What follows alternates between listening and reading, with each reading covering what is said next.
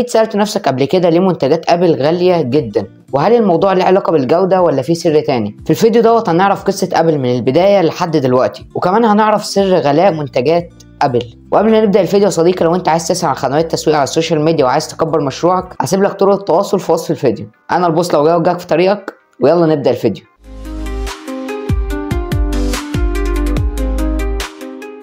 عام 1976 أسس ستيف جوبز شركة أبل، وكان الحلم أو الهدف من الشركة ديت إن هو يقدم جهاز كمبيوتر شخصي، وأهم حاجة إن هو يكون سهل الاستخدام، لأن في الفترة ديت التكنولوجيا ما كانتش سهلة خالص. وأول منتج ليهم كان أبل آي، كان جهاز بسيط جدا لكنه أثر جامد جدا في التكنولوجيا. الجهاز كان بيجي من غير ولا شاشة ولا لوحة مفاتيح، وكان بيتباع ب $666.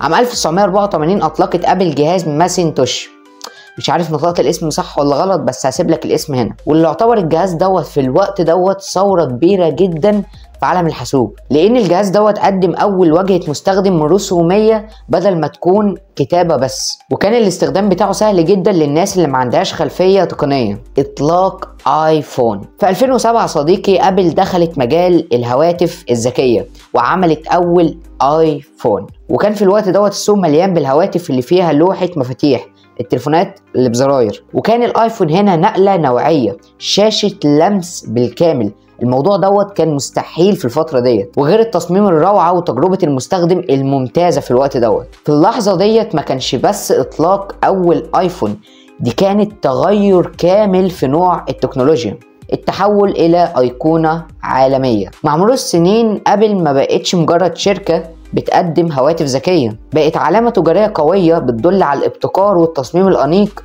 والتكنولوجيا المتقدمه. النهارده ابل عندها قاعده جماهيريه بتخليها مش بس مجرد شركه، بقت نمط حياه عند بعض الناس، وده اللي ياكده لك ان في ناس بتنام قدام شركه ابل عشان تلحق تاخد اول نسخه من الايفون الجديد، وده اللي يخليك متاكد ان الناس ما بقتش مرتبطه بان التليفون دوت بيقدم ايه، بقت مرتبطة بالعلامة التجارية نفسها، ان انت ماسك ايفون. لماذا منتجات ابل باهظة الثمن؟ اولا الجودة الفائقة في التصنيع، ابل بتعامل عملية التصنيع اكنها عملية فنية.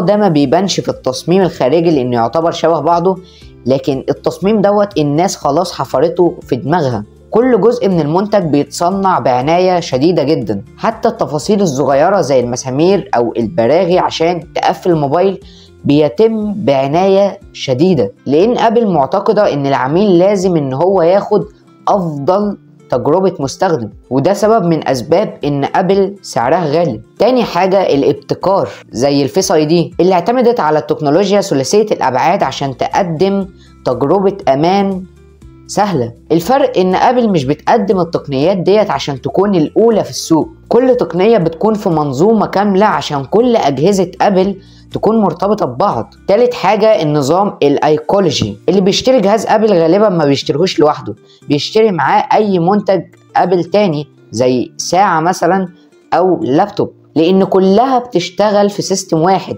سيميلسلي. تقدر ان انت تكتب على الايفون وتكمل الكتابة على الايباد عادي. سماعة ايربودز بتتصل باي جهاز ايفون انت بتستخدمه. المنظومة ديت مش بتبقى موجودة في معظم الشركات، فده اللي يخلي ابل تتفوق في النقطة ديت، وده برضو من ضمن الاسباب ان سعرها غالي. رابعا التسويق الذكي جدا، ابل بتتفنن في تقديم منتجاتها اكنها بتقدم اسلوب حياة راقي جدا. حملات تسويقية بتركز دايما على البساطة، ودايما بتحسسك ان انت لو بقى معاك ابل فانت مميز عن غيرك. حتى الطوابير اللي بتبقى موجودة قدام متاجر ابل لما ابل تطلق منتج جديد، ده جزء من التسويق، استراتيجية في خلق هايب حوالين منتجاتهم. ابل بتلعب على مبدأ ان السعر الغالي يعني الجودة. أجهزة أبل تسعيرها بيكون مصمم على إنها تكون سعرها غالي عشان تحسسك إن أنت لو اشتريتها هتكون مميز عن غيرك،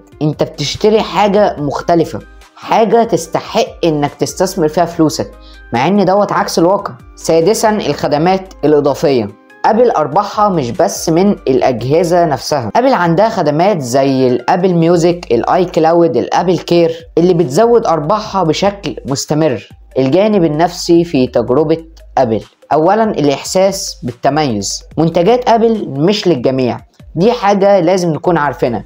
منتجات ابل بتستهدف ناس معينة، طبقة معينة، وزي ما قلت لك التسويق بتاعهم مركز على انك لو استخدمت منتجاتهم هتكون مختلف. حتى تصميم المتاجر بتاعتهم بتركز على حتة الرفاهية. ثانيا البساطة والسهولة، واجهة المستخدم في ابل دايما سهلة وواضحة، معمولة ان اي شخص يقدر ان هو يتعامل معاها حتى لو ما كانش عنده خبرة، وديت بتدي راحة نفسية للمستخدم. ثالثا الولاء للعلامة التجارية، زي ما قلت لك الناس اللي بيشتروا ابل ما بيكونوش شاريين التليفون عشان مميزاته، بيكونوا شاريينه عشان هو ابل. العميل هنا بيحس ان هو جزء من مجتمع مميز، وديت الحتة اللي على طول ابل بتلعب فيها، ان هي تحسس العميل ان هو مميز، وده اللي بيخلي العميل ان هو يكون مخلص للشركة حتى لو اسعارها غالية. عشان كده ابل بتغلي الاسعار من غير ما تبقى خايفة ان المبيعات تقل. هل ابل